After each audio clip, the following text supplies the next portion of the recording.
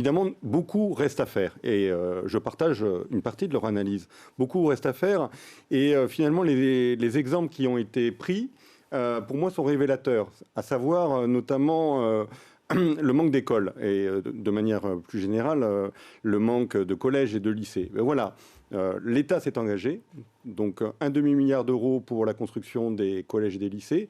Nous, rectorat de plein exercice, nous menons la construction des collèges et des lycées. Et jour après jour, semaine après semaine, je suis, avec mes équipes, les promesses du gouvernement en matière de construction pour les 9 collèges prévus, les 4 lycées prévus et tous les travaux de rénovation. Et derrière, main dans la main avec le préfet, pareil, nous suivons la construction des 800 classes promises alors, en rénovation ou construction pour la fin du mandat présidentiel et pour 2025. Et ça a été rappelé, un engagement présidentiel, la fin des rotations. C'est un enjeu. Effectivement, le fait de passer rectorat nous donne plus d'énergie, plus de reconnaissance, aussi plus de moyens, puisque l'État nous a donné une vingtaine de postes en plus pour accélérer ces transitions. Ces postes, évidemment, nous allons les mettre sur des secteurs stratégiques, et notamment le suivi des constructions scolaires. Et puis, votre interlocuteur, si vous le permettez, a aussi pointé, et vraiment, je partage beaucoup des analyses, le problème du recrutement notamment dans le second degré.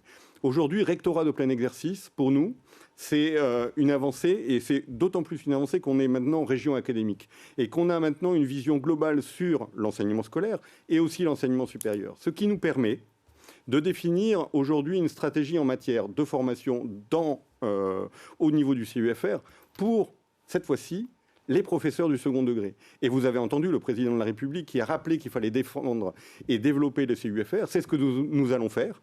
Et dès, on va dire, le mois dernier, juste au lendemain des annonces du président, je suis allé à Paris et je peux déjà vous dire que nous allons ouvrir les formations pour les professeurs en mathématiques, en histoire géo, en lettres, en sciences de la vie et de la terre.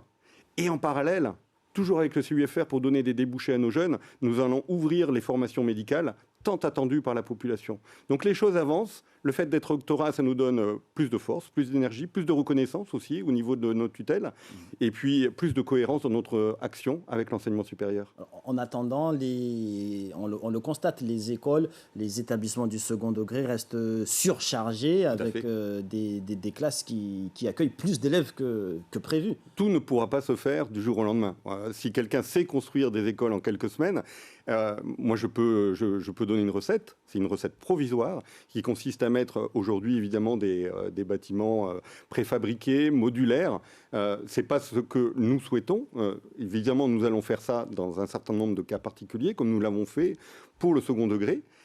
Mais à terme, il nous faut des écoles en dur. Et ça va prendre quelques années, comme le président l'a dit, 2022 pour 800 rénovations en construction, 2025, il va falloir qu'on compte, et semaine après semaine qu'on voit que l'état d'avancement, 2025, la fin des rotations, la scolarisation de tout le monde. Ça, c'est l'enjeu.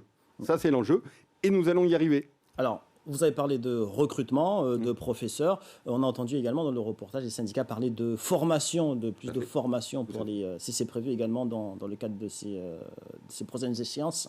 C'est ce que je rappelais. Aujourd'hui, dans le développement du CUFR, nous avons d'abord la formation des enseignants du premier degré, et votre interlocuteur le rappelait, c'est plutôt un succès. Alors évidemment, nous avons étalé la formation de ces enseignants sur plusieurs années. Nous en avons formé déjà plus d'une centaine là pour cette rentrée. Nous en avons recruté 150 pour la rentrée suivante, 180 pour la rentrée d'après. Nous les formons aussi de manière continue, c'est-à-dire que ceux qui ont été recrutés il y a quelques années, nous continuons à les former, toujours au niveau universitaire. Et puis nous allons développer la formation initiale, je l'ai dit, pour les enseignants du second degré, que nous continuons évidemment à former de manière continue. C'est un enjeu, la formation de nos enseignants. Il y a beaucoup à faire, sur ça comme sur d'autres. Et là-dessus, évidemment, le fait d'être un rectorat, d'avoir cette vue sur l'enseignement supérieur, ça nous donne, je l'ai dit, une plus grande cohérence. Rendez-vous dans quelques mois, dans un an, et quand on va voir ces ouvertures et cette promesse, et je sais qu'elle est attendue aussi par les syndicats, de formation justement des enseignants du second degré à Mayotte. À Mayotte, nous allons former les enseignants du second degré. C'est quand même une belle nouveauté. Et nous pourrons y revenir dans des reportages. Gilles Albou, merci.